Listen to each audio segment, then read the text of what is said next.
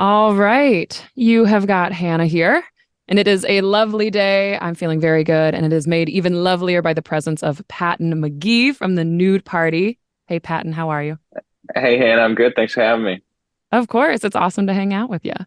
For those of you who don't know, Patton is the front man and the guitarist for the Nude Party, and I gotta say, we're pretty obsessed with you guys over here. We had you at our anniversary party at Lincoln Theater. We have your tracks spinning on repeat on the air. And we're going to have you at our big old music fest, that music fest at the Durham Bulls Park on October 14th. So we're really pumped about all that. And I'm gonna jump through a few questions with you. But before I dive into all of that, I want to go back in time to the beginning. I would love to hear a little bit about how the Nude Party got its start and kind of like your origin story. Yeah, well, we all sort of coalesced at Appalachian State in Boone in I think 2013 is when we all started going to school.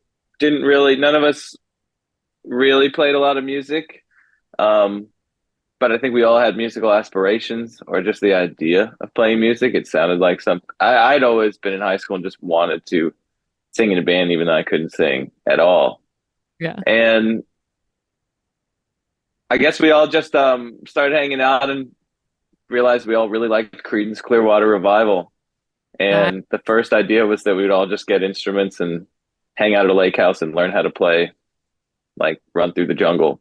And then that kind of went on for like 10 years so far. that's beautiful. That's a good deal. Was it and you guys did you all meet at Appalachian or in Boone? Some of the guys went to high school together. Um, I went to high school in Utah. So when I arrived in North Carolina, I didn't know anybody. And I was pretty, people forget how weird freshman year of college is. It's in movies, it's always like just parties, like toga parties and like super social, lots of dating and stuff. Not my experience at all. Didn't know anybody, felt like everyone already knew each other, was not really invited to anything. And like the first friends that I made, my first friend that I made was Connor Makita, who was in the dorms with me, and then we started play. We found like a room somewhere on campus where there was just a drum set and a guitar. I don't know whose they were or what it was for, but we would go in after class and just kind of try to play it together. And to my mind, that was kind of the earliest origin. From there, we gathered some more of his friends and just started, got a house sophomore year and started playing our own house shows and just playing crazy parties and getting drunk and then eventually getting less drunk and playing bars, then getting less drunk and playing theaters. Now, you know, Yeah. getting medium drunk and still playing theaters. Yeah, playing for drunk people is a great starting point because they're like, "This is awesome," and you're like, "We're awesome," and then you know, Yeah, yeah, later on. yeah. It covers up a lot of your mediocrity, especially in the early days. Oh, you're so humble, Patton. All right. So, speaking of which, 10 years later, you guys just recently put out your newest album, Rides On, and I love it. It is phenomenal. It's really cool because it's exciting and it's cohesive. There's also a lot of different influences in it, but then it's also uniquely you all. I mean, we've had the title track on repeat over here at that station. All that to say, I think it's a really incredible album, and you guys did such a great job with it. And I even saw that you produced it yourselves, which is amazing. But it also got me thinking, holy crap, there are seven people in this band. That's like seven different opinions, seven different perspectives, seven different stories to tell. So I'd love to hear a little bit more about the creative process through this album specifically, and like how did you take so much input and then create something unified like that? Well, yeah, there's seven of us, which is just so unheard of in any band these days. Um, especially like especially doing everything like live on stage. I think that people tend to just winnow themselves down to three or four and then use like the drummer will like use triggers on an MPC to do like trigger backing tracks rather than like hire every person to do everything. But it's just the way we started and it's the way that we are, and I think what makes us pretty special and unique because no one else can do it because no one can really afford to do it. We can hardly afford to do it. It's just like us and King Gizzard pretty much. Yeah. Um, but I think in like the creative way, when it comes to making records, what's usually helpful is that one or two people will kind of spearhead any song. Somebody will kind of like be the main co-writers of a song, depending, someone wrote the music, and then if someone else is writing the lyrics, um, you got like spearheaded efforts that allow everybody else to kind of take their role for that, and the roles do kind of switch around, but yeah, you just kind of got to let whatever horse wants to run lead the cart, you know? Beautiful. Beautifully said. Um, okay, so my next question is about tour. So you guys are about to embark on a really big tour, kind of like all up and down northern to eastern United States. And you just got back from a big old European tour as well. And so my question for you is like while you're traveling around and you're going to all these new places and you're sleeping in faraway lands and these foreign areas, how do you either create or find home in those spaces?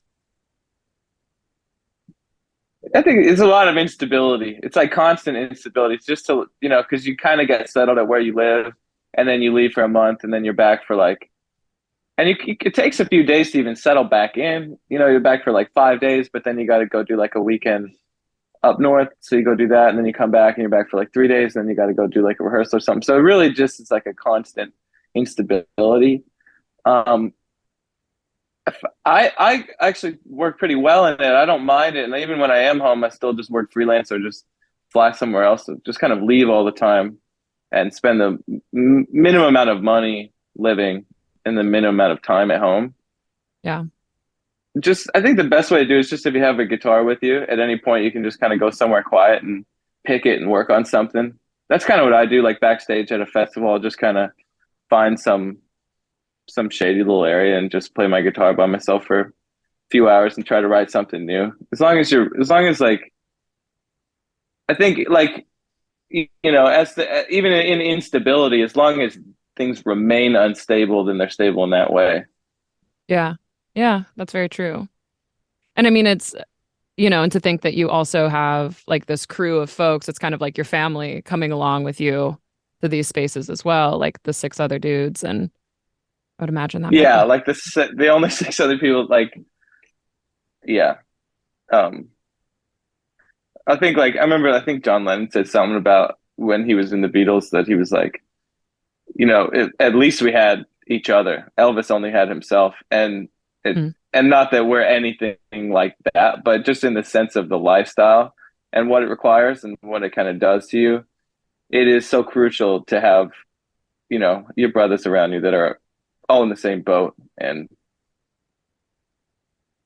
you kind of get each other in a way that I don't know if anybody else can. Yeah. Yeah. So my final question for you, and thank you again for taking some time to hang with me. So Yeah, we, I was surprised but Hannah and I went to college together. yeah, I was very surprised to answer the Zoom call and see your face on the other side. I didn't know you worked at the station. yeah, yeah. You're like, did I get on the wrong phone call? Why is this chick here? No, I mean, I've said some of the earliest nude party shows, so it's like fun and weird to be talking to you in this context. Like, Yeah, yeah, you could tell the story better than me. yeah, yeah, and I will when you're not on the air to defend yourself. I'll let the people know what it was really like. But Thanks. so I mentioned earlier, you guys are one of the headliners for our very big music festival, that Music Fest. It's going to be happening at the Durham Bulls Athletic Park October 14th. And our listeners are aware of this. Like, it's a big North Carolina celebration. And we're doing that through a bunch of North Carolina food, music, and beer. So my question for you is if you were to put together a big old celebration party festival for North Carolina, what are some of the staple items that you feel like would have to be there? Mm. I mean, I'm super stoked for this. When I was a kid, I lived in Chapel Hill and I went to baseball camp at Durham Bulls baseball camp. Oh, So that's I and awesome. I just and I used to go to games there. I would probably have it there. I Yeah. would I mean, North Carolina is so cool because it's like on the far East Coast, you've got like really great beaches and water. So I'd probably grab some oysters Nice. from the East Coast. But then like far west, you got the mountains and like Boone and Asheville and everything. I guess for people that are into it, you might get some of those like peanut butter IPAs that they're so fond of in Asheville. Yes. You know, you go to Winston, get a bunch of cigarettes, Nice. probably up to Boone, bring some kudzu down, some moonshine. You know, I'd probably grab every corny thing from every, the most corny, obvious thing from every place. But North Carolina, I'm so stoked to do this and be here. I think we might even get some custom like Durham Bulls gear made. Oh my God. Please do. I'm very stoked for this. I'm Yeah. like, yeah, I think we're trying to work some collaboration with them where we can do Nude Party Durham Bulls merch by Um, then. I'm hoping that happens, but I'm super stoked for this. Like, to be back in North Carolina and to be particularly at Durham Bull Stadium. yeah. Well, we're obviously really pumped to have you. I'm really excited for next year when we have your festival where everyone's just chief and cigs and covered in invasive plants and eating oysters. But for Yeah, now, we're gonna have yeah, an awesome time in yeah. 2023. But seriously, yeah, we can't wait to see y'all. You're always a ton of fun. For folks who have never seen the Nude Party, this is your chance. Do not miss it. Do not sleep on this. They're a blast, and their music is pretty freaking awesome too. But Patton, you're the man. It's so great to see you. Always. Thank you so much for Oh, spending really time. good to see you too, Hannah. All right. See ya. Thanks for having me on.